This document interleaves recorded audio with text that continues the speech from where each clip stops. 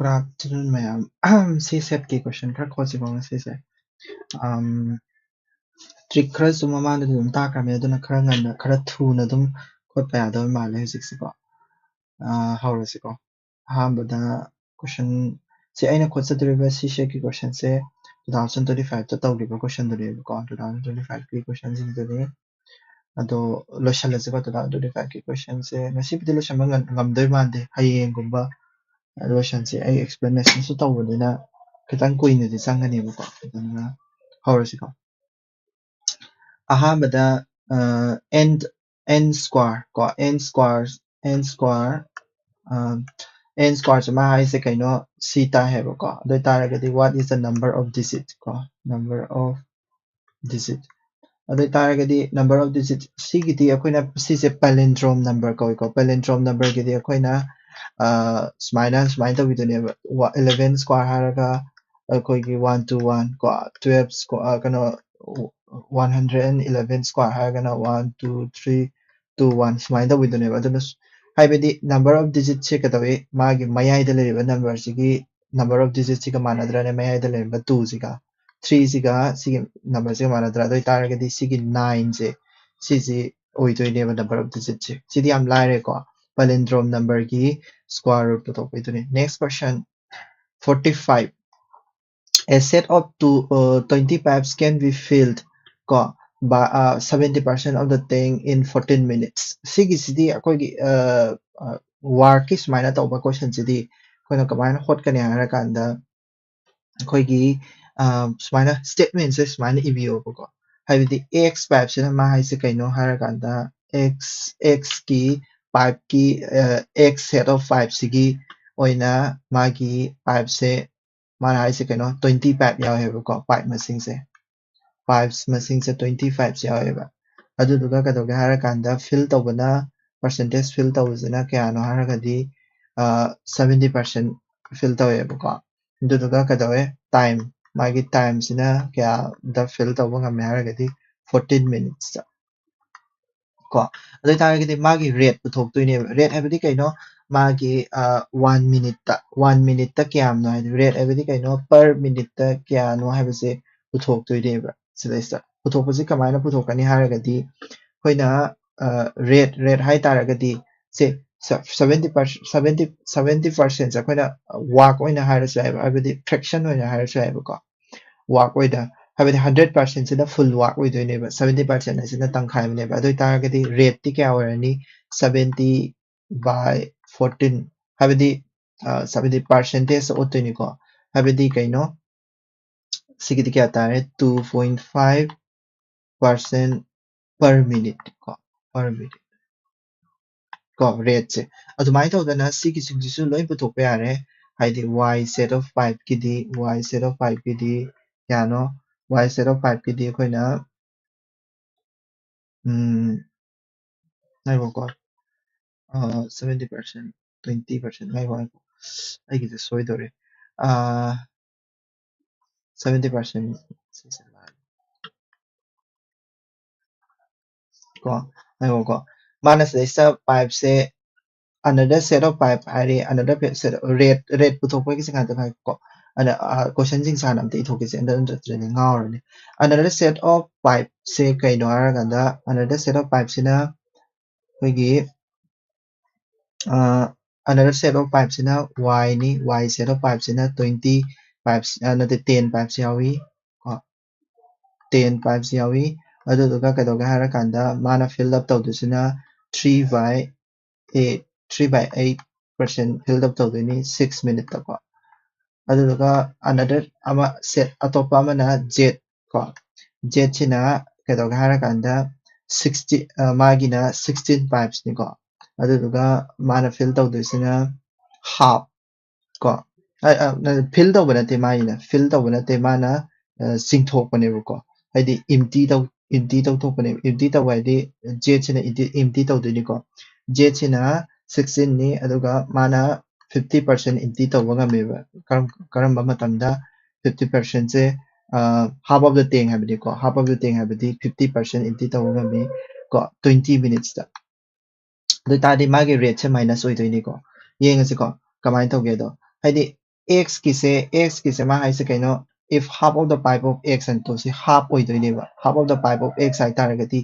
10 pipes ki di so ai color mani ira ke ko 10 pipes ki di kya tar ni 10 pipes ki di mana fill to this if 35% ka tane ba ko 35% ko 14 minutes 14 minutes se equal se mana 10 ma tane ne adoi tar di magi rate se kya tar ni rate se kya tar ni har kan da di koi na 35% ko 14 minutes ta tau doi ni na kya tar ni si se 2.5% da ne ba ko 2.5% per minute magi rate se chap mana na si gi su magi se kaino jet si su all the pipes of the jets are open hai ko all the pipes of the jet se 16 pipes se dum open tawre magi rate se kya tar ni 50% ko adi 50% sa dum open tawre ni na ko 50% by 20 minutes per minute hai de ne per minute hai ba na divide che minute na tawre ini ko 20 minutes na minute tawre ini to tar di cd kya tar ni 2.5% ko per minute adobo sigisi akhona ngasai kai hai gre masigi pot sidi minus ne ba minus ne habidi kaino masigi pot sidi akoina singthokhe bane ba habidi jet se singthokhe bane ba ising je singthokhe bane ba se sida hapsan bane ba ko se sida singthokhe bane ba adoi taragadi 2.5 hapsan ba 2.5 lokthokhe ba habidi ani se minus tongna grane ani se kakatna grane ba ani se cancel out tongna grane ba ko habidi 2.5 per minute amana thajalakwani amana singthokibani adui taragadi leihaudu se kaino y se katang leihorani ba y sidi ekoina mana hai se kaino y se katana fill up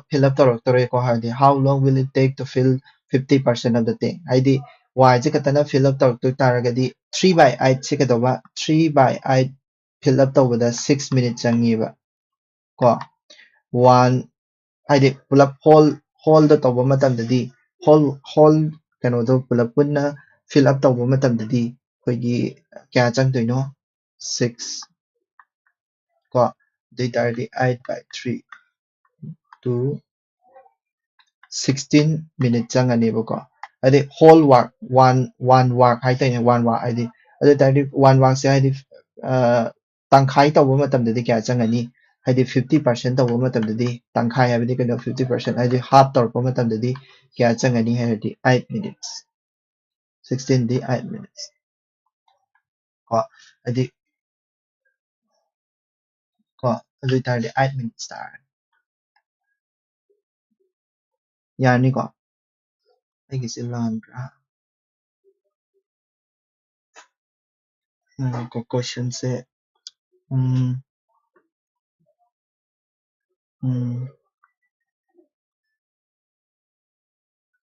oh half of the pipes habini sorry sise la half of the pipes habini ko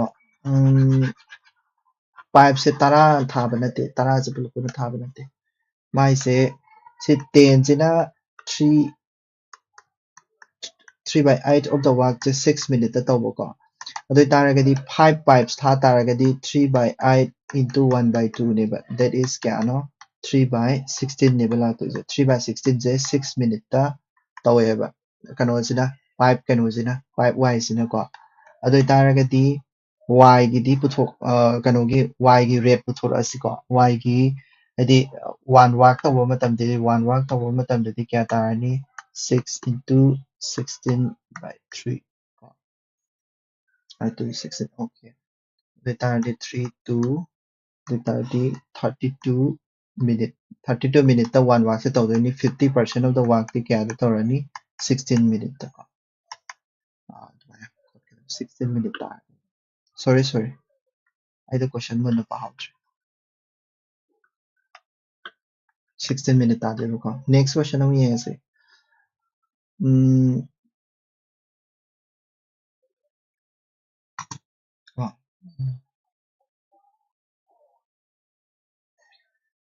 Masiki question na if n is a natural number then what is the number of distinct remainder of 1n plus twice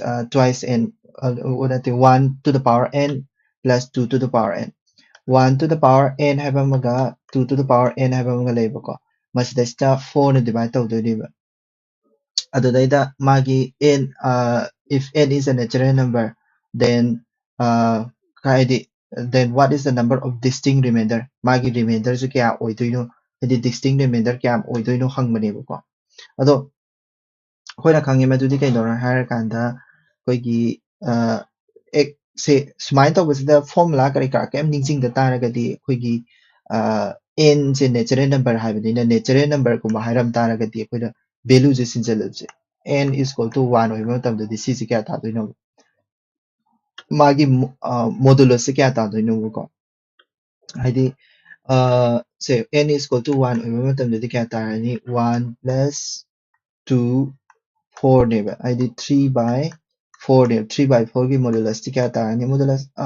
mode low तारगदि अखोइना my reminder दो माइ 3/4 की modulus 3 तारने बा हाइबदि reminder दो कया तारनी हाइरगंदा reminder दो 3 तारने बा को अदगी रिमेड n जिना 2 ओइबा मतमदा क्या तारनी आइदि n जिना 2 ओइ तारगदि 1 to the power 2 दी 1 अदुम तारे 2 to the power 2 दी 4 तारदी 5/4 तारनी तारदी मागी रिमाइंडर से क्या तारनी 1 तारनी को नेक्स्ट n से 3 ओइथोपा मतमदा 1 plus 9 4 तारनी तारदी 10/4 चुम्ब्रा 1 to the power 3 2 to the power 8 to the power 8 30 3 तारगदी 9 तारनी तारगदी सिदा 4 दा 9 तारदी रिमाइंडर से 1 अदु तारदी रिमाइंडर से सुम n से अखोइना 4 लोबो मतमदसु को 16 2 4 8 16 अदु तारदी 4 17/4 रिमाइंडर से तुम 1 अदुम तारे 1 अदुम ताग्रनी सिसे रिमाइंडर से 1 अदुम ताग्रनी बा अदु तारगदी रिमाइंडर की डिस्टिंक्ट रिमाइंडर से 3 हाइबमा 1 हाइबमा अनि से कतने लेदोसे अदु तारगदी डिस्टिंक्ट रिमाइंडर क्या लेनी हारगदी 2 लेदोइनी हाइदबको डिस्टिंक्ट रिमाइंडर से 3 हाइबमगा 1 हाइबमगा अदुम लेग्रनीबको सिदी यामना हाइदि फॉर्मुला करी का पालोबगी दरकार केम लेतेको क्वेश्चन से याम मुन्ना खनबमदि चंगेको हाइदि कोट्रिंग p हाइबस नंबर से अखोइना q q q हाइबा नंबर से 3 डिजिट नंबर से देबा 3 digit number से अखोइना समाई EBI 111 into Q and EBI को 111 से अखोइना 3 into 37 हाइबदि 111 से अखोइना 3 ने डिवाइड तौबा याइबो को 3 37 तारकनि को अदुमाना अदु तारगदि Q तारनि को स्पाइन लेरे अदु what is the high shape of P and the 481 से अखोइना अमतंग सादो येंगसे 481 से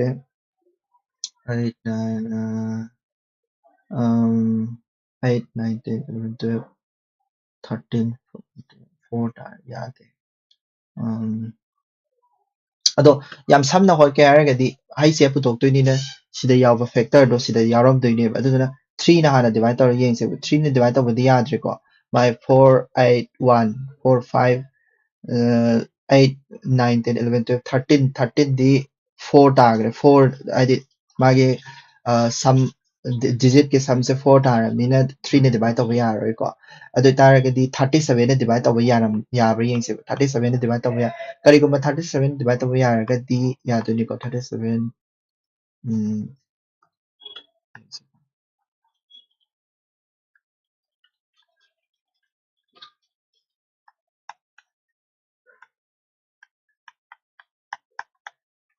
तारदिसे 3 तार को 13 तार तारदिसेगी 481 गिसु कमाई EBR 481 से 13 into 37 and EBR बा तारदि हाई सेफ्टी क्या तारनी हाई सेफ्टी अंगांग दो होतबदो कोइगी मागी प्राइम फैक्टर में अमम लेबि मतमदा क्वाइदगी मानब खनबदो 37 मानरे 3 मानद्रे को q सिदि q न दम थंबिरोको q से माना any digit नेबा any digit am ओइदोने q से any digit from 1 to 1 to 9 दो ओइदोने अदु तारगदि ꯁꯤ 37 ꯃꯥꯟꯅꯔꯕꯅꯤꯅ ꯍꯩ ꯁꯦꯞꯁꯨ 37 ꯑꯣꯏꯔꯅꯦꯕ ꯀꯣ ꯍꯩ ꯁꯦꯞꯁꯦ 37 ꯑꯣꯏꯔꯅꯤ ꯀꯣ ꯑꯗꯨ 47 ꯂꯩꯔꯦ 48 ꯑꯃꯨꯛ ꯌꯦꯡꯁꯤ 48 ꯇ 489 digit in the 1 2 3 4 5 ꯁꯨꯃꯥꯏꯅ ꯁꯦ ꯍꯥꯏꯔꯛꯀꯦꯕꯀꯣ ꯁꯤꯒꯤꯗ 1 2 3 4 5 6 7 8 9 10 11 12 ꯁꯨꯃꯥꯏꯅ ꯆꯠꯇꯣꯏꯅꯦꯕ ꯑꯗꯨꯒꯤ ꯃꯁꯤꯡꯁꯦ ꯗꯤꯖꯤꯠ ꯃꯁꯤꯡꯁꯦ ꯁꯨꯃꯥꯏꯅ ꯃꯁꯤꯡ ꯊꯤꯕꯁꯦ ꯑꯩꯈꯣꯏꯒꯤ ꯐꯣꯔꯃꯨꯂꯥ ꯑꯃꯈꯛ ꯂꯩꯌꯦꯕꯀꯣ ꯐꯣꯔꯃꯨꯂꯥ ꯑꯃꯈꯛ ꯂꯩꯌꯦꯕ ꯑꯗꯨꯒꯤ ꯐꯣꯔꯃꯨꯂꯥꯗꯨꯒꯤ ꯃꯥꯒꯤ ꯃꯁꯤꯡꯗꯨ ꯅꯤꯡꯁꯤꯡꯉꯒ ꯑꯗꯨꯝ ꯍꯥꯏꯗꯤ ꯁꯤꯁꯦ ꯁꯣꯔꯠꯀꯠ ꯑꯣꯏꯅ ꯃꯁꯤꯡꯗꯨ ꯈꯇꯪ ꯅꯤꯡꯁꯤꯡꯉꯒ ꯑꯗꯨꯝ ꯊꯝꯍꯧꯔꯣꯕꯀꯣ ꯍꯌꯦꯡ ꯄꯩꯈꯥꯗ ꯀꯩꯅꯣ ꯇꯧꯗꯅꯕ ꯑꯩꯈꯣꯏꯅ ꯑꯗꯨꯒꯤ ꯁꯣꯔꯠꯀꯠꯇ ꯑꯣꯏꯅ ꯑꯗꯨꯝ ꯅꯤꯡꯁꯤꯡꯉꯁꯦ ꯑꯗꯨꯗꯨꯅ ꯐꯔꯅꯤ ꯍꯥꯏꯕꯗꯤ ꯑꯩꯈꯣꯏꯒꯤ ꯅꯝꯕꯔ ꯑꯣꯐ ꯍꯥꯏꯗꯤ ꯄꯣꯖꯤꯁꯟꯁꯦ ꯑꯩꯈꯣꯏꯅ ꯄꯣꯖꯤꯁꯟꯁꯦ ꯑꯩꯈꯣꯏꯅ ꯁꯨꯃꯥꯏꯅ ꯍꯣꯠꯄ ꯌꯥꯏꯕ ꯄꯣꯖꯤꯁꯟꯁꯦ ꯑꯩꯈꯣꯏꯅ 9 into 1 plus 90 into 2 plus 900 into 3 ꯍꯥꯏꯅ ꯁꯨꯃꯥꯏꯅ ꯍꯣꯠꯄ ꯌꯥꯏꯕ ꯍꯥꯏꯕꯗꯤ 1 9 ꯐꯥꯎꯕꯁꯦ ꯁꯤꯁꯦ ꯄꯔꯦꯡ ꯁꯥꯅ ꯏꯕ ꯀꯣ 1 9 ꯐꯥꯎꯁꯦ ꯁꯨꯃꯥꯏꯅ 1 9 ꯐꯥꯎꯁꯦ ꯄꯔꯦꯡ ꯁꯥꯅ ꯏꯕ ꯁꯨꯃꯥꯏꯅ ꯏꯕꯁꯤꯗ ꯗꯤꯖꯤꯠ ꯃꯁꯤꯡ ꯀꯌꯥ ꯆꯜꯂꯤ ꯍꯥꯏꯅ ꯍꯪ ꯇꯥꯔꯒꯗꯤ 9 ꯆꯜꯂꯦꯕ 1 99 ꯐꯥꯎꯗꯤ 1 99 ꯐꯥꯎ ꯁꯨꯝ ꯏꯕ 1 2 3 4 5 6 7 8 9 11 12 99 ꯐꯥꯎ ꯁꯨꯝ ꯏꯕ ꯑꯗꯨ ꯑꯣꯏꯇꯥꯔꯒꯗꯤ ꯁꯤꯁꯦ ꯆꯨꯝꯗꯣꯏꯅꯦꯕ ꯍꯥꯏꯕꯗꯤ 1 99 ꯐꯥꯎ ꯏ ꯇꯥꯔꯒꯗꯤ 9 9 2 1 8 9 ꯁꯦ ꯑꯣꯏꯗꯣꯏꯅꯦꯕ 1 999 9 ꯑꯍꯨꯝ ꯁꯨꯕꯁꯦ ꯏ ꯇꯥꯔꯒꯗꯤ ꯑꯩꯈꯣꯏꯅ 2889 ꯁꯦ ꯑꯣꯏꯗꯣꯏꯅꯦꯕ ꯍꯥꯏꯕꯗꯤ ꯁꯤꯐꯧ ꯂꯥꯛꯇꯣꯏꯕꯀꯣ ꯑꯗꯣ ꯁꯨꯃꯥꯏꯅ ꯁꯨꯝ ꯆꯠꯈꯤꯗꯣꯏꯅꯦꯀꯣ 9 0 0 0 into 4 ꯁꯨꯃꯥꯏꯅ ꯁꯨꯝ ꯆꯠꯈꯤꯗꯣꯏꯅꯦꯀꯣ ꯑꯗꯣ ꯑꯩꯅ ꯁꯤ 1 99 1 9 ꯀ ꯍꯥꯏꯔꯤꯁꯤꯡꯁꯦ ꯁꯦ 1 9 ꯐꯥꯎ ꯆꯠꯄ ꯍꯥꯏꯗꯤ 1 9 ꯐꯥꯎ ꯏꯕ ꯃꯇꯝꯗ 9 ꯈꯛꯇꯅꯦꯕ ꯗꯤꯖꯤꯠꯁꯦ 1 2 3 4 5 6 7 ꯁꯤꯡꯒꯜ ꯗꯤꯖꯤꯠ ꯉꯥꯛꯇꯅꯤꯅꯀꯣ 1 99 ꯐꯥꯎ ꯆꯠꯄ ꯃꯇꯝꯗꯗꯤ ꯑꯩꯈꯣꯏꯅ ꯗꯕꯜ ꯗꯤꯖꯤꯠ ꯌꯥꯎꯔꯛꯑꯦꯕ ꯗꯕꯜ ꯗꯤꯖꯤꯠ ꯌꯥꯎꯔꯛꯄꯅꯤꯅ ꯃꯁꯤꯡꯗꯣ ꯍꯦꯟꯒꯠꯂꯛꯏꯅꯦꯕ 189 ꯄꯣꯖꯤꯁꯟꯁꯦ 9 ꯁꯨꯕ ꯄꯣꯖꯤꯁꯟ 189 ꯁꯨꯕ ꯄꯣꯖꯤꯁꯟ 289 ꯁꯨꯕ ꯄꯣꯖꯤꯁꯟ ꯍꯥꯏꯅꯦꯕ ꯑꯗꯨꯅ ꯃꯥ ꯍꯥꯏꯁꯤ ꯀꯩꯅꯣ 489 ꯁꯨꯕ ꯄꯣꯖꯤꯁꯟꯁꯦ ꯀꯌꯥꯅꯣ ꯍꯪꯕꯅꯦꯕ 489 ꯁꯨꯕ ꯄꯣꯖꯤꯁꯟꯗꯤ ꯁꯤꯗ ꯂꯩꯔꯦꯀꯣ ꯍꯥꯏꯕꯗꯤ 1 1 99 ꯐꯥꯎ ꯆꯠꯄꯁꯦ 189 ꯂꯩꯈ꯭रे 189 ꯍꯥꯏꯁꯦ ꯀꯩꯅꯣ ꯁꯤꯁꯦ ꯁꯤꯡगꯜ ꯗꯤꯖꯤꯠꯀꯤ ꯂꯣꯏꯈ꯭रेꯀꯣ ꯗꯕꯜ ꯗꯤꯖꯤꯠꯀꯤ ꯍꯥꯞꯆꯤꯜꯂꯛꯇꯣꯏꯅꯤ ꯗꯕꯜ ꯗꯤꯖꯤꯠꯀꯤꯁꯦ ꯄꯣꯖꯤꯁꯟ ꯀꯌꯥꯐꯧ मासे ꯍꯥꯞꯆꯤꯜꯂꯛꯀꯦ ꯍꯥꯏꯕꯗꯗꯤ ꯑꯩꯈꯣꯏꯅ 489 ꯒꯤꯅꯤ ꯃꯥꯅ ꯍꯪꯕꯗꯣ 489 ꯒꯤ ꯅꯠꯇ꯭ꯔꯥ 489 minus 189 ꯑꯗꯨ ꯇꯥꯔꯗꯤ ꯃꯥꯅ ꯆꯠꯈꯤꯗꯣꯏꯁꯦ 300 ꯄꯣꯖꯤꯁꯟ ꯆꯠꯈꯤꯗꯧ ꯋꯥꯠꯂꯤꯕꯁꯤꯗꯒꯤ 300 ꯄꯣꯖꯤꯁꯟꯁꯦ ꯄ꯭ꯂꯁ ꯇꯧꯁꯜꯂꯛꯇꯣꯏꯅꯦꯕ 300 ꯄꯣꯖꯤꯁꯟ ꯄ꯭ꯂꯁ ꯇꯧꯁꯜꯂꯛꯑꯒꯗꯤ ꯃꯥꯅ 489 ꯁꯨꯕ ꯄꯣꯖꯤꯁꯟ ꯇꯥꯗꯣꯏꯅꯦꯕ 300 ꯄ꯭ꯂꯁ ꯇꯧꯁꯜꯂꯛꯄ ꯍꯥꯏꯇꯥꯔꯒꯗꯤ ꯅꯝꯕꯔ ꯃꯁꯤꯡꯗꯗꯤ ꯀꯌꯥ ꯇꯧꯁꯜꯂꯛꯀꯅꯤ ꯍꯥꯏꯕꯗꯤ 3 ꯗꯤꯖꯤꯠ ꯅꯝꯕꯔꯅꯦꯕ 3 ꯗꯤꯖꯤꯠ ꯅꯝꯕꯔꯁꯦ ꯑꯍꯨꯝ ꯇꯤꯟꯖꯜꯂꯛꯇꯣꯏꯅꯦꯕ ꯑꯗꯨ ꯑꯣꯏꯇꯥꯔꯒꯗꯤ ꯅꯝꯕꯔ ꯑꯣꯏꯅꯗꯤ ꯃꯥꯁꯦ 100 ꯅꯝꯕꯔ ꯇꯤꯟꯖꯜꯂꯛꯄ ꯊꯣꯛꯇ꯭ꯔꯥ ꯍꯥꯏꯕꯗꯤ ꯗꯤꯖꯤꯠꯇꯣ 3 ꯑꯍꯨꯝ ꯍꯥꯞꯆꯤꯜꯂꯛꯇꯣꯏꯅꯦꯕ ꯑꯩꯗꯤ ꯈꯨꯗꯝ ꯑꯣꯏꯅ ꯑꯔꯣꯏꯕ ꯅꯝꯕꯔꯗꯣ ꯍꯧꯖꯤꯛꯀꯤ ꯅꯝꯕꯔꯁꯦ ꯁꯨꯃꯥꯏꯅ ꯁꯨꯝ 1 2 1 2 3 4 ꯑꯅ ꯁꯨꯃꯥꯏꯅ ꯁꯨꯝ ꯊꯝꯕ ꯂꯥꯛꯑꯒ ꯂꯥꯁ 99 ꯇꯥꯔꯦꯕ ꯑꯗꯨ ꯑꯣꯏꯇꯥꯔꯗꯤ ꯃꯊꯪꯒꯤ ꯅꯝꯕꯔ ꯊꯝꯃꯛꯀꯗꯣꯏꯁꯦ 100ꯅꯦꯕ ꯀꯣ 100ꯅꯦꯕ 100 ꯅꯝꯕꯔꯁꯦ ꯊꯝꯃꯛꯀꯗꯣꯏꯅꯦꯕ 99 ꯐꯥꯎꯕ ꯊꯝꯕꯒꯤ ꯁꯤꯁꯦ ꯑꯩꯈꯣꯏꯅ ꯀꯌꯥ ꯁꯨꯕ ꯄꯣꯖꯤꯁꯟꯅꯣ ꯍꯥꯏꯔꯒꯗꯤ 189 ꯁꯨꯕ ꯄꯣꯖꯤꯁꯟꯅꯦꯕ ꯁꯤꯁꯦ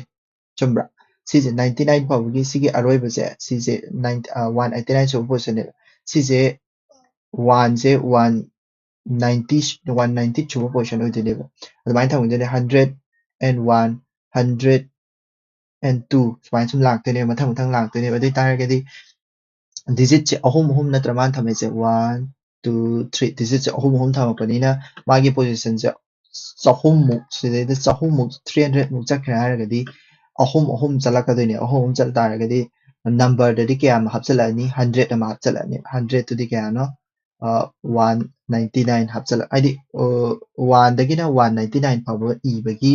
ꯅꯝꯕꯔꯁꯦ ꯑꯣꯏꯗꯣꯏꯅꯦꯕꯀꯣ ꯍꯥꯏꯗꯤ 300 ꯍꯥꯞꯆꯤꯜꯂꯛꯄ ꯍꯥꯏꯁꯦ 1 ꯀꯩꯗꯧꯕ 199 ꯐꯥꯎꯕ ꯏꯕꯒꯤ ꯅꯝꯕꯔꯗꯣ ꯑꯣꯏꯗꯣꯏꯅꯦꯕ 100 ꯍꯥꯞꯆꯤꯜꯂꯛ ꯇꯥꯔꯒꯗꯤ ꯑꯗꯨ ꯑꯣꯏꯇꯥꯔꯒꯗꯤ ꯑꯩꯈꯣꯏꯒꯤ ꯂꯥꯁ ꯗꯤꯖꯤꯠꯁꯦ ꯀꯌꯥ ꯇꯥꯔꯅꯤ ꯑꯗꯨꯗꯤ 199 ꯐꯥꯎ ꯏ ꯇꯥꯔꯒꯗꯤ ꯁꯨꯃꯥꯏꯅ ꯁꯨꯝ ꯃꯊꯪ ꯏꯔꯛꯇꯣꯏꯅꯦ ꯑꯗꯨꯒ 199 ꯁꯤꯅ ꯂꯥꯁ ꯑꯣꯏꯇꯥꯔꯒꯗꯤ ꯂꯥꯁ ꯗꯤꯖꯤꯠꯁꯦ ꯁꯤ ꯑꯣꯏꯐꯝ ꯊꯣꯛꯇ꯭ꯔꯣ ꯂꯥꯁ ꯗꯤꯖꯤꯠ ꯀꯣ 7 ꯊꯣꯛꯇ꯭ꯔꯣ ꯑꯗꯨ ꯇꯥꯔꯒꯗꯤ 9 ꯁꯤꯅ ꯂꯥꯁ ꯗꯤꯖꯤꯠ ꯑꯣꯏꯔꯅꯤꯕꯀꯣ ꯑꯗꯨꯃꯥꯏꯅ ꯀꯣ ꯁꯤꯁꯦ ꯈꯪꯖꯜꯂꯣꯀꯣ ꯑꯗꯨꯗꯤ ꯁꯤꯁꯦ ꯐꯥꯕ ꯑꯃ ꯆꯪꯉꯦ ꯍꯥꯏꯗꯤ ꯁꯤꯁꯤꯃ ꯈꯪꯖꯟꯕ ꯑꯃ ꯆꯪꯉꯦ ꯍꯥꯏꯗꯤ 1 ꯗꯩꯅ 9 ꯐꯥꯎꯁꯤꯅ 9ꯅꯤ 1 ꯗꯩꯅ 99 ꯐꯥꯎꯁꯤꯅ 199ꯅꯤ सिगी फॉर्मूला सिमा सम चलो पोजीशन से पुथोके हायरगदि सुमाय सम चखिदोइनेको यारनिना ओके नेक्स्ट क्वेश्चन अमु येंगे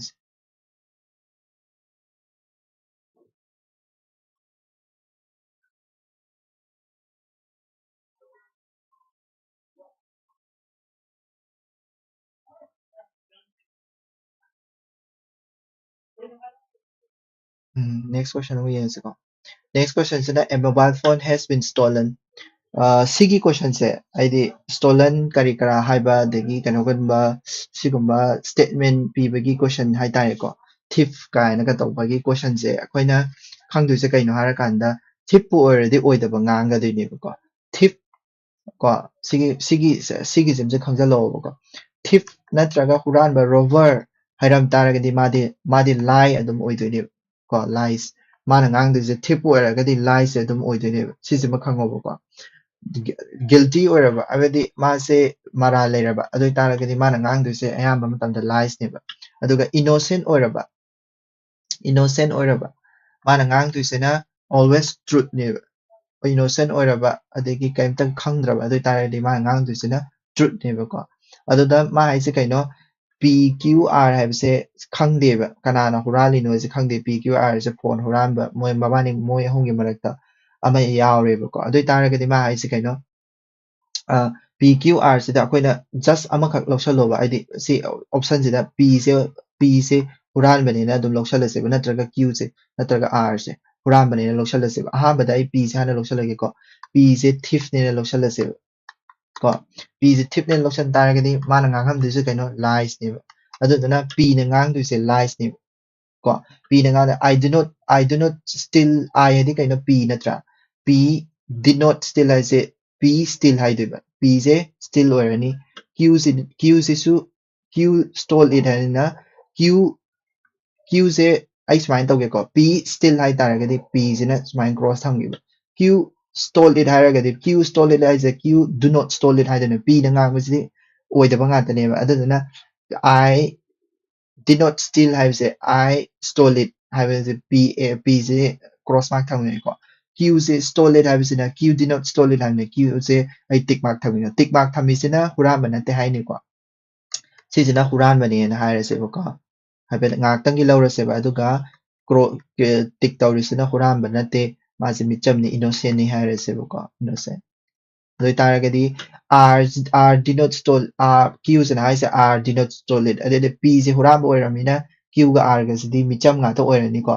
R did not stole it हाइ तारगदि चुम्मे R did not stole it को अदेगी I did not steal it I हाइबदि Q नत्रा Q did not stole it did not steal हाइ तारगदि Q से steal तौदि माना ngangi से चुमदिने R ना nganगबसु लोइ चुम्बनि को R ना nganगबदि R जेना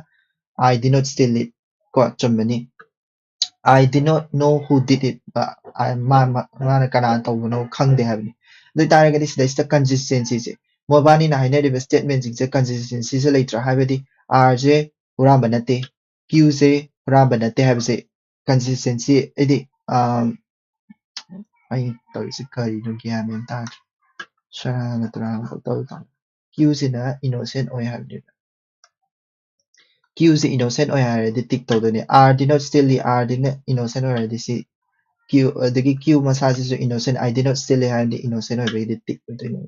अदगी सि R से टिक ओइदने अदे आइदि मागी सि से consistent ओइद्रो आइदि R से टिक लोइ तौनद्रो Q से टिक लोइ तौनद्रो आइदि आइना लरिबा assumption जे अहांबा केस की assumption से आइदि अहांबा सिकी केस नंबर 1 के assumption से लोइन चुम्मे लोइन चुम तारगदि ऑप्शन से चुम्मदोइने योंको अतोपा केस की येंगसे अखोइना सि थाजद्रगसुको केस अमा येंगसे सि लोइ मथलकेबको लोइ मथलके केस अमा येंगसे असेंबा ऑप्शन दे पी ताग्रबनिको अदो अतोपा ऑप्शन अमा येंगसे आइदि सिगी Q से येंगसे Q से थिप नेना खलसे को Q से थिप नेना खलसे माना ngang से lies ओइदोइने mana ngamba lies oi taragadi r denote still lit haibase kano r je still lit haidune r na still taw yaragadi ai cross thamage ko daga I denote still lit ade q sina ngangba sina I q masa se I denote still lit ade I still lit haibaga chamane I still lit haibaga chamane adu tadi si still gidi cross thamjalagi ko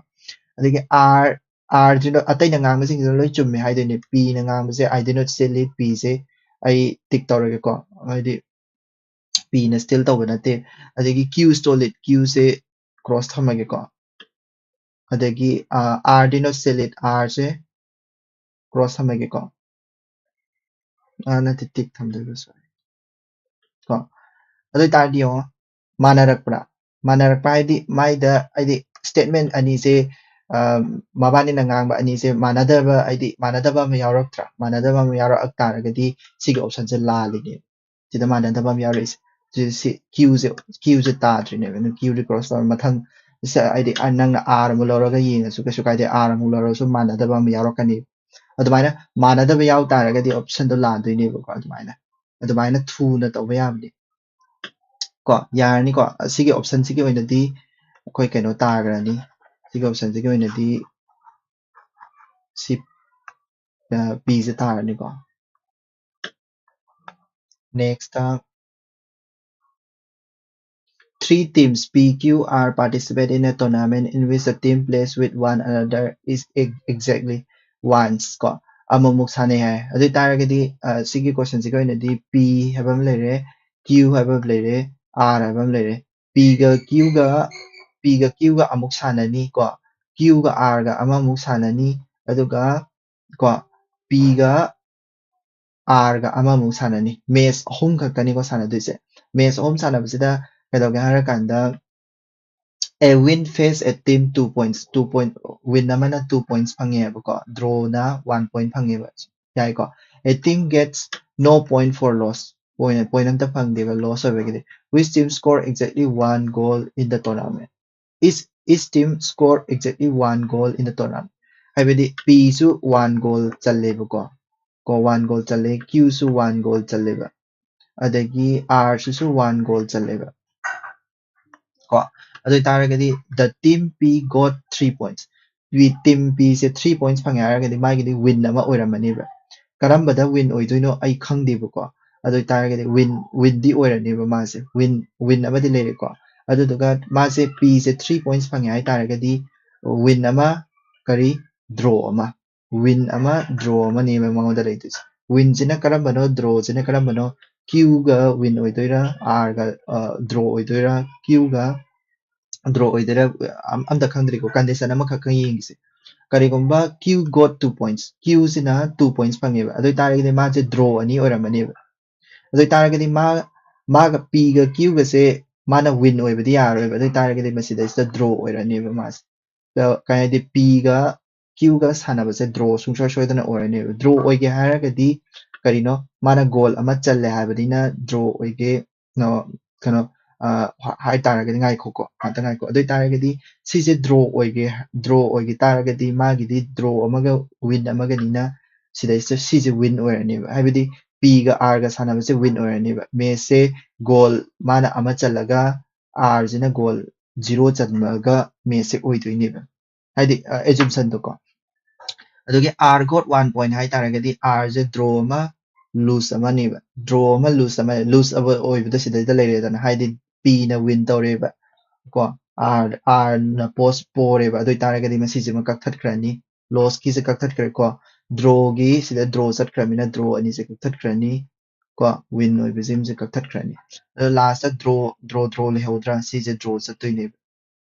si su draw satoi ne ba q ga r ga sara se draw satoi ne ba but tawadabu mabani se goal amamam chanai habni na draw sat se kedoba amamam chanaraga draw haidi draw satoi ne adoi taragadi amamam chanaraga draw salamni na sigidadi 0-0 chanaramani draw satke haragadi kainodi sidai sigi goal ama khatang chalare sigi ju goal ama khatang chalare sigi ju goal ama khatang chalare haragadi draw chapase amamam chanara na adu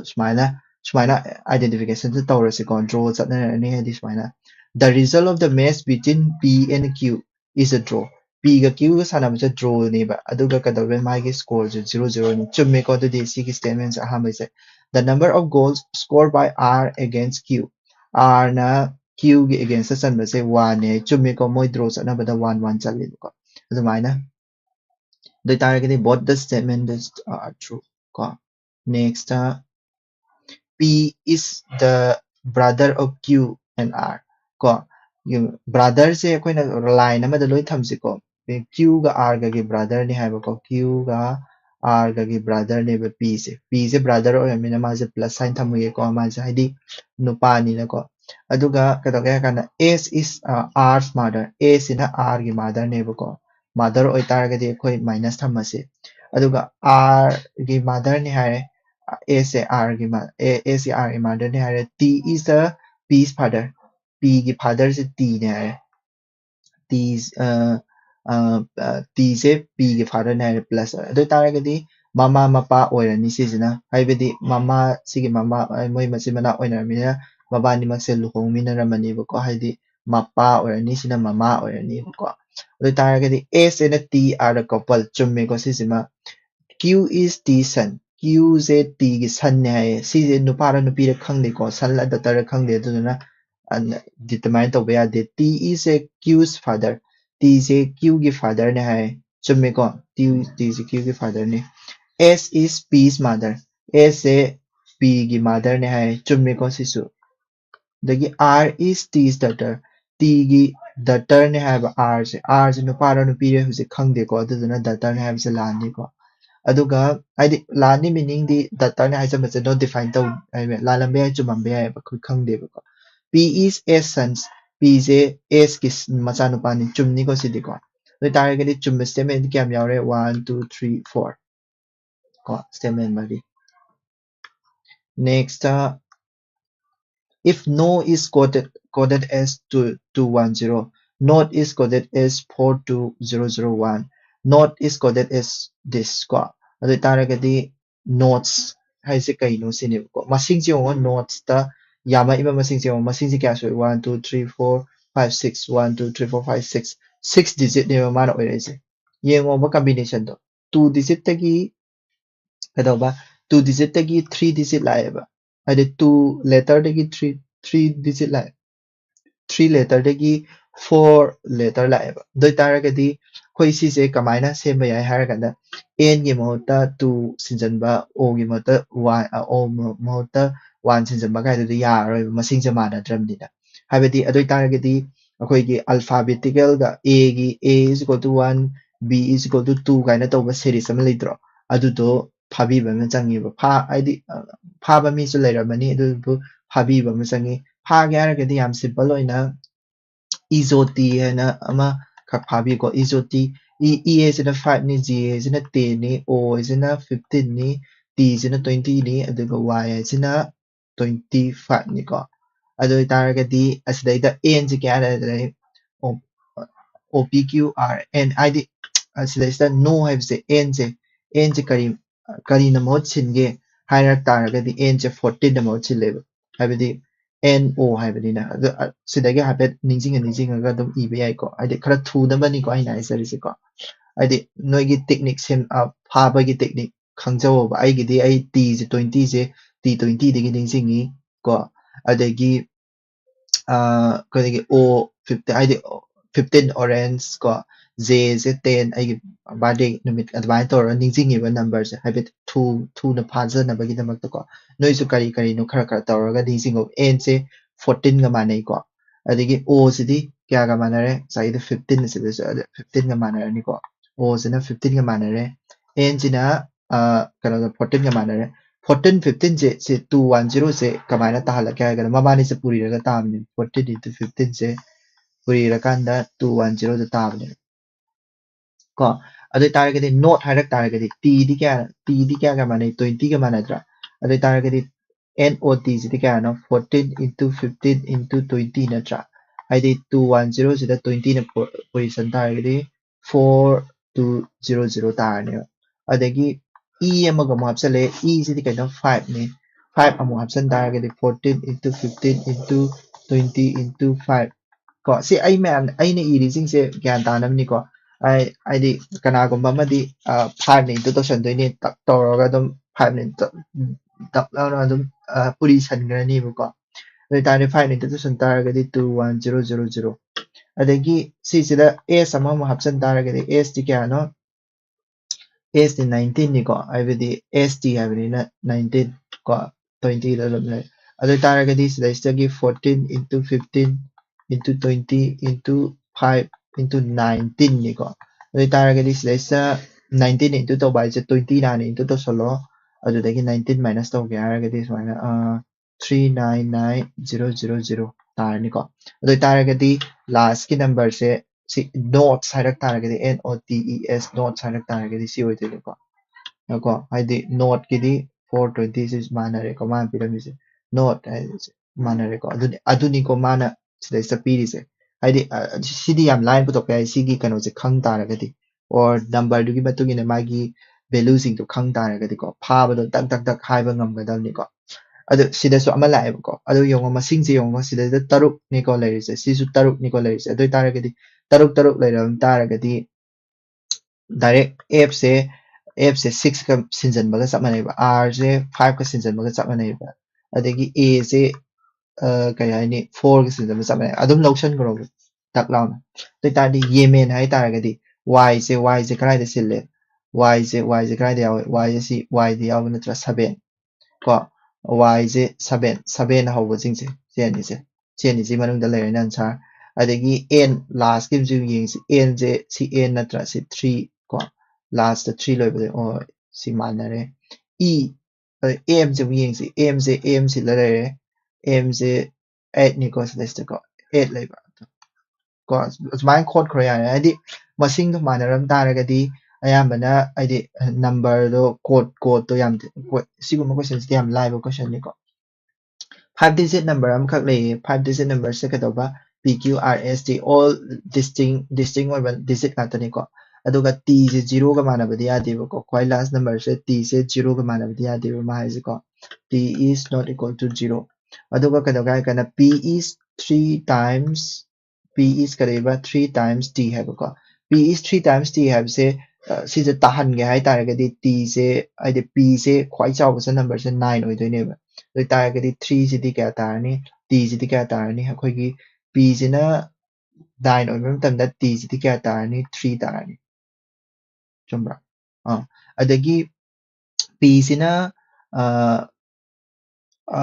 ꯑꯗꯨ ꯑꯣꯏꯇꯥꯔꯗꯤ multiple of 3 ꯑꯣꯏꯗꯣꯏꯅꯤꯅ Pꯁꯤꯅ 6 ꯑꯣꯏꯕ ꯃꯇꯝꯗ Tꯁꯤꯗꯤ 2 ꯇꯥꯔꯅꯤ ꯆꯨꯝꯕ꯭ꯔꯥ Pꯁꯤꯅ 6 ꯑꯣꯏꯕ ꯃꯇꯝꯗ Tꯁꯤꯗꯤ 2 ꯇꯥꯔꯅꯤ Tꯁꯤꯅ 1 ꯑꯣꯏꯕ ꯃꯇꯝꯗꯗꯤ Pꯁꯦ 3 ꯇꯥꯔꯅꯤ ꯑꯗꯨꯃꯥꯏꯅ ꯁꯤꯒꯤ ꯅꯝꯕꯔ combination ꯑꯍꯨꯝꯁꯦ ꯂꯩꯗꯣꯏꯅꯦꯕ combination ꯑꯍꯨꯝꯁꯦ ꯀꯣ ꯑꯍꯥꯟꯕꯒꯤ condition ꯍꯥꯏꯗꯤ P is 3 times T ꯍꯥꯏꯕ ꯃꯇꯝꯁꯤꯗ Pꯒ Tꯒꯗ ꯂꯩꯒꯗꯕ ꯅꯝꯕꯔꯁꯤꯡꯁꯦ ꯈꯪꯈ꯭ꯔꯦꯀꯣ ꯑꯗꯩ ꯍꯟꯖꯟꯕꯁꯨ ꯌꯥꯗꯦ ꯍꯥꯏꯔꯤꯅꯤꯀꯣ S is greater than Q ꯍꯥꯏꯗꯤ S ꯁꯤꯅ Qꯗꯒꯤ greater than ꯑꯣꯏ ꯍꯥꯏꯕꯀꯣ ꯑꯗꯨ ꯑꯣꯏꯇꯥꯔꯗꯤ 4 ꯇꯥꯔꯅꯤ ꯑꯗꯒꯤ Q is greater than R Q ꯁꯤꯅ R ꯗꯒꯤ greater than ꯑꯣꯏ ꯍꯥꯏꯕꯅꯤ ꯑꯗꯨ ꯑꯣꯏꯇꯥꯔꯗꯤ ꯀꯌꯥꯅꯣ 3 ꯑꯗꯨ ꯑꯣꯏꯇꯥꯔꯗꯤ ꯑꯅꯤꯁꯦ ꯄ꯭ꯂꯁ ꯇꯧꯁꯜꯂꯒꯗꯤ ꯀꯌꯥ ꯇꯥꯔꯅꯤ S minus R is equal to 7 ꯁꯤꯗꯒꯤ ꯑꯩꯈꯣꯏꯅ ꯑꯃꯨꯛ ꯈꯪꯕ ꯌꯥꯕꯁꯦ ꯀꯩꯅꯣꯅꯣ S ꯁꯦ ꯀꯩꯗꯧꯕ S ꯁꯤꯅ Qꯗꯒꯤ 4 ꯍꯦꯜꯂꯦ ꯍꯥꯏꯇꯥꯔꯒꯗꯤ S ꯁꯦ 9 ꯑꯣꯏꯕ ꯃꯇꯝꯗ Qꯁꯤꯗꯤ ꯀꯌꯥ ꯇꯥꯔꯅꯤ S ꯁꯦ 9 ꯑꯣꯏꯕ ꯃꯇꯝꯗ Qꯁꯦ ꯀꯌꯥ ꯇꯥꯔꯅꯤ 9 minus 4ꯗꯤ 4 ꯇꯥꯍꯟꯒꯦ ꯍꯥꯏꯇꯥꯔꯒꯗꯤ 9 minus 5 ꯅꯠꯇ꯭ꯔꯥ Qꯁꯦ 5 ꯑꯣꯏꯔꯅꯤ S Q R ꯍꯥꯏꯕ ꯑꯃꯁꯨ યાꯎꯔꯤꯀꯣ S ꯁꯤꯅ 9 ꯑꯣꯏꯕ ꯃꯇꯝꯗ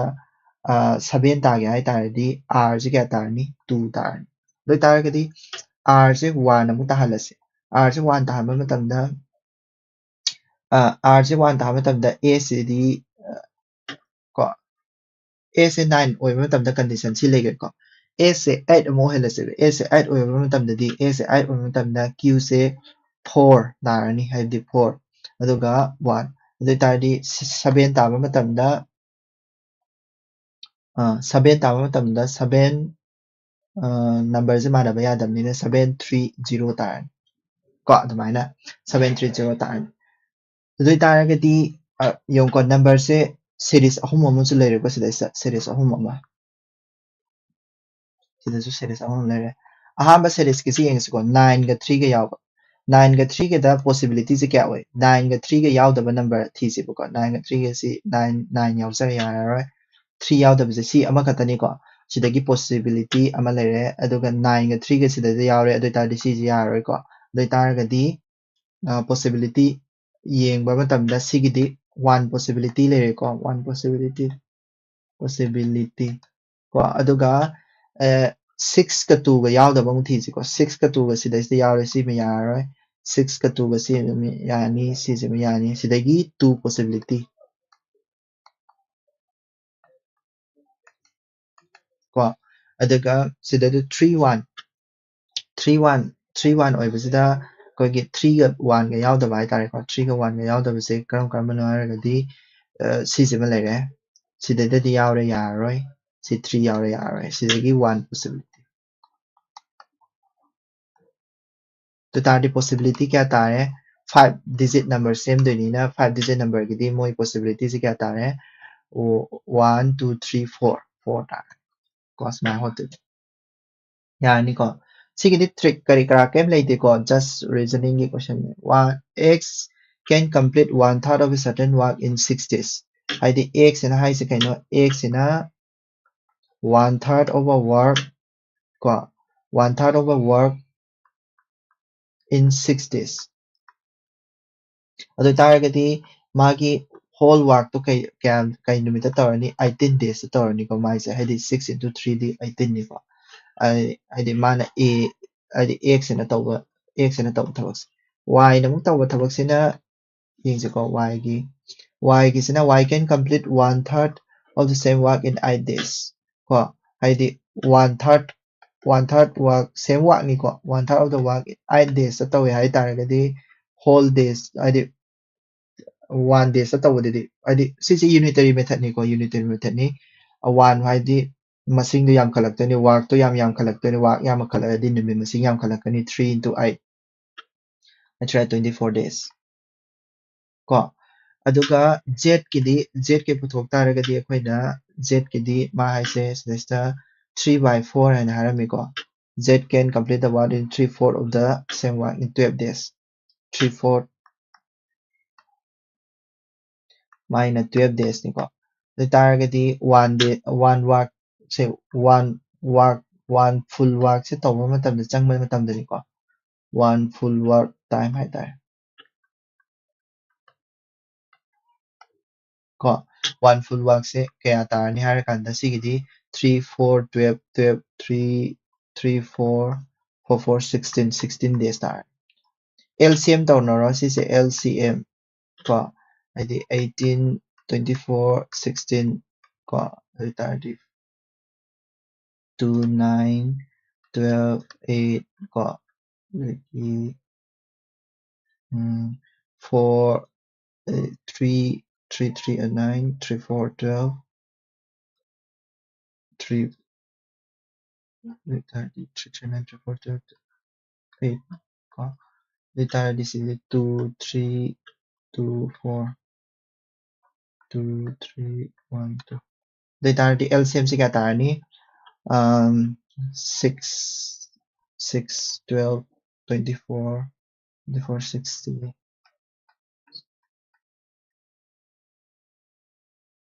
को 144 LCM से 144 था नहीं कोई नसी से 144 से whole work तो नहीं है ना खल्ला से है इसी से 144 से 144 days दे मोये हम हदी 144 days नहीं LCM से days है भाई यार 14 LCM से 144 days होता है कदी माना कोई की सी से सुमानी इबे यार बता दादी x ना कतो यार कांदा 1 day दा x na 1 day da 18 unit taweba ko aduga y na 1 day da ko 24 unit taweba aduga z na 1 day da 16 unit taweba aduga whole work to na whole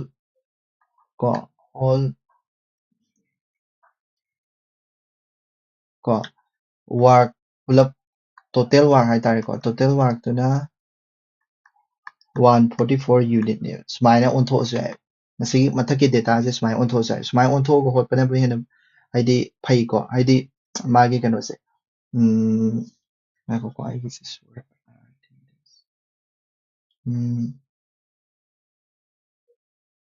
ꯀꯣ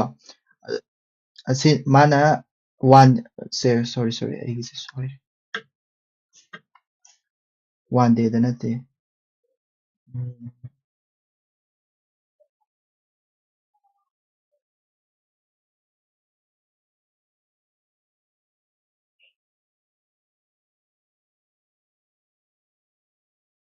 ꯁꯣꯔꯤ ꯃꯥꯒꯤ 1 ꯗꯦꯒꯤꯗ ꯄꯨꯊꯣꯛꯇꯣꯏꯅꯦꯕꯀꯣ ꯁꯤꯁꯤꯅ ꯇꯣꯇꯦꯜ ꯋꯥꯔꯛꯁꯤꯅ 144 ꯗꯦꯖ ꯇꯥꯔꯦ ꯑꯗꯨꯗꯨꯒ ꯀꯩꯗꯧꯒꯦ ꯍꯥꯏꯔꯀꯥꯟꯗ ꯃꯥꯅ total ꯋꯥꯔꯛꯁꯦ total ꯋꯥꯔꯛꯁꯦ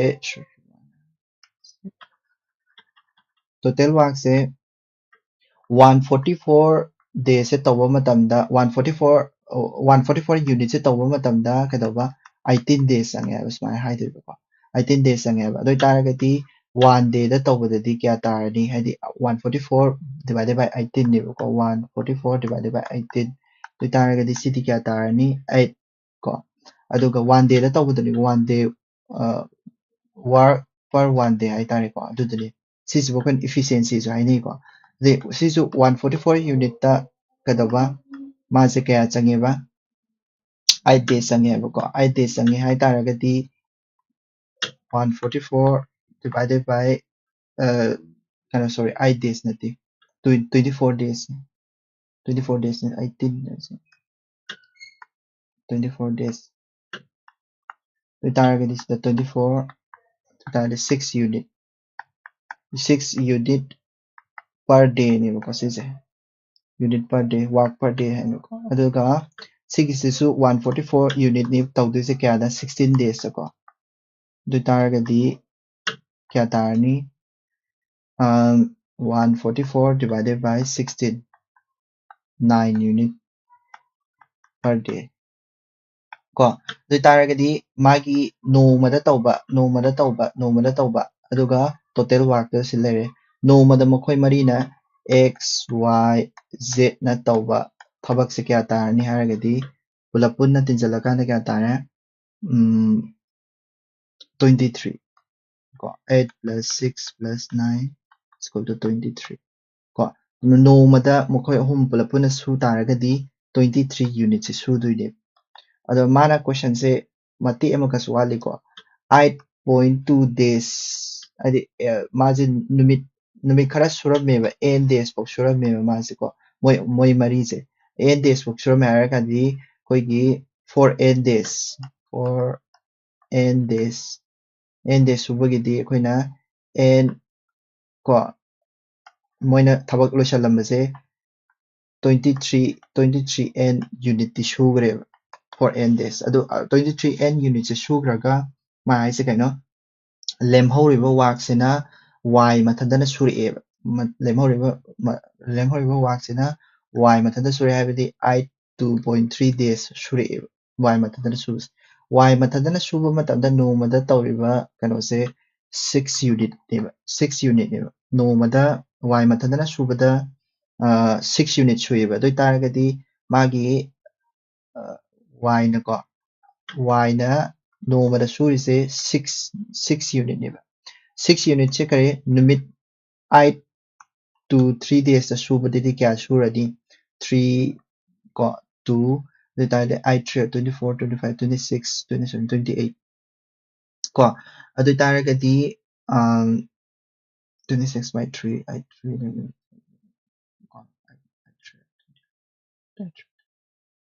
26 26 into 2 ꯗꯤ ꯀꯌꯥ ꯇꯥꯔꯅꯤ 50 ꯀꯣ 52 ꯌꯨꯅꯤꯠ ꯁꯨꯔꯅꯤꯕ ꯃꯥꯅ ꯔꯤꯃꯦꯅꯤꯡ ꯋꯥꯔꯛ 52ꯁꯦ ꯁꯨꯔꯅꯤꯕ yꯅ ꯔꯤꯃꯦꯅꯤꯡ ꯋꯥꯔꯛ 52ꯁꯦ ꯁꯨꯔꯅꯤ ꯑꯗꯨ ꯑꯣꯏꯇꯥꯔꯒꯗꯤ ꯁꯤꯒꯤ 23 n ꯌꯨꯅꯤꯠꯁꯦ ꯀꯌꯥ ꯇꯥꯔꯅꯤ ꯇꯣꯇꯦꯜ ꯋꯥꯔꯛꯁꯦ ꯃꯥꯅ 144 ꯌꯨꯅꯤꯠ ꯍꯥꯏꯈꯤꯕꯅꯤ yꯅ ꯁꯨꯈꯤꯕ 52ꯗꯨꯒ ꯃꯥꯏꯅꯁ ꯇꯧꯔꯒ nꯁꯦ ꯀꯌꯥ ꯇꯥꯔꯅꯤ ꯁꯤꯗꯤ 2 9 ꯀꯣ 23 ꯑꯗꯨ ꯇꯥꯔꯗꯤ 4 days ꯀꯣ ꯁꯤ ꯁꯝꯖꯟꯕ ꯌꯥꯏꯀꯣ ꯑꯩꯅ ꯁꯨꯝ ꯁꯥꯡꯇꯣꯛꯅ ꯍꯣꯜ ꯂꯩꯔꯦ ꯁꯝꯖꯟꯕ ꯌꯥꯏ ꯑꯗꯣ ꯅꯣꯏꯒꯤ ꯁ꯭ꯄꯤꯠꯇꯨꯒꯤ ꯃꯇꯨꯡ ꯏꯟꯅ ꯑꯗꯨꯝ ꯍꯣꯠꯂꯣ ꯍꯥꯏꯗꯤ ꯁꯥꯕ ꯈꯣꯠꯄꯁꯨꯀꯣ ꯑꯩ ꯈꯔ ꯇꯞꯄꯤ ꯀꯣ ꯅꯦꯛꯁ ꯑꯪꯀꯗ ꯑꯩꯈꯣꯏꯒꯤ ꯁꯤꯒꯤ ꯁꯦꯔꯤꯁꯀꯤꯁꯤꯗꯤ ꯑꯗꯨꯝ ꯂꯥꯏꯅꯤꯅ ꯈꯜꯂꯦ ꯍꯥꯏꯕꯗꯤ ꯃꯌꯥꯝ ꯍꯥꯏꯗꯤ ꯃꯃꯥꯡꯗꯁꯨ ꯑꯩ ꯍꯥꯏꯈ꯭ꯔꯦꯕ ꯁꯣꯔꯠꯀꯠ ꯈꯔ ꯑꯗꯣ ꯑꯦꯛꯁꯦ ꯃꯌꯥꯏꯗ ꯂꯩ ꯑꯗꯨꯗꯨꯅ ꯈ꯭ꯋꯥꯏ ꯁꯥꯡꯕ ꯁꯦꯔꯤꯁꯇꯣ ꯍꯥꯟꯅ ꯈꯜꯂꯁꯤ ꯁꯤꯒꯤ ꯈ꯭ꯋꯥꯏ ꯁꯥꯡꯕ ꯁꯦꯔꯤꯁꯅꯤꯀꯣ ꯈ꯭ꯋꯥꯏ ꯁꯥꯡꯕ ꯁꯦꯔꯤꯁꯁꯤꯗ ꯁꯤꯒꯤ ꯗꯤꯐ꯭ꯔꯦꯟꯁ ꯍꯥꯏꯇꯥꯔꯒꯗꯤ +2 ꯇꯤꯟꯖꯟꯕꯤꯅꯤ ꯁꯤꯅ +3 ꯇꯤꯟꯖꯟꯕꯤꯅꯤ ꯁꯤꯅ +5 ꯇꯤꯟꯖꯟꯕꯤꯅꯤ ꯁꯤꯁꯤꯅ +7 ꯇꯤꯟꯖꯟꯕꯤꯅꯤ ꯑꯗꯨ ꯑꯣꯏꯇꯥꯔꯗꯤ ꯁꯤꯁꯦ ꯄ꯭ꯔꯥꯏꯝ ꯅꯝꯕꯔꯒꯤ ꯁꯦꯔꯤꯁ ꯃꯥꯜꯂꯛꯑꯦ ꯑꯗꯨ ꯑꯣꯏꯇꯥꯔꯗꯤ ꯁꯤꯗꯤ +11 ꯇꯤꯟꯖꯜꯂꯝꯃꯅꯤ ꯁꯤꯁꯤꯅ +13 ꯇꯤꯟꯖꯜꯂꯝꯃꯅꯤ +11 ꯇꯤꯟꯖꯟ ꯇꯥꯔꯒꯗꯤ 29 ꯇꯥꯔꯅꯤ 29 ꯀꯣ 60 ꯂꯩꯔꯦ ꯀꯣ ꯍꯧꯖꯤꯛꯀꯤꯗꯤ ꯌꯥꯔꯅꯤꯀꯣ 60 ꯂꯩꯔꯦ there exists a natural number which when ꯁꯤꯁꯦ ꯍꯌꯦꯡ ꯇꯧꯔꯁꯦ ꯀꯣ ꯀꯝꯄꯨꯇꯔꯁꯦ ꯌꯥꯝ ꯁꯥꯒꯠꯂꯦ ꯍꯌꯦꯡ ꯇꯧꯔꯁꯦ ꯁꯤꯗ ꯂꯣꯏꯁꯤꯜꯂꯦ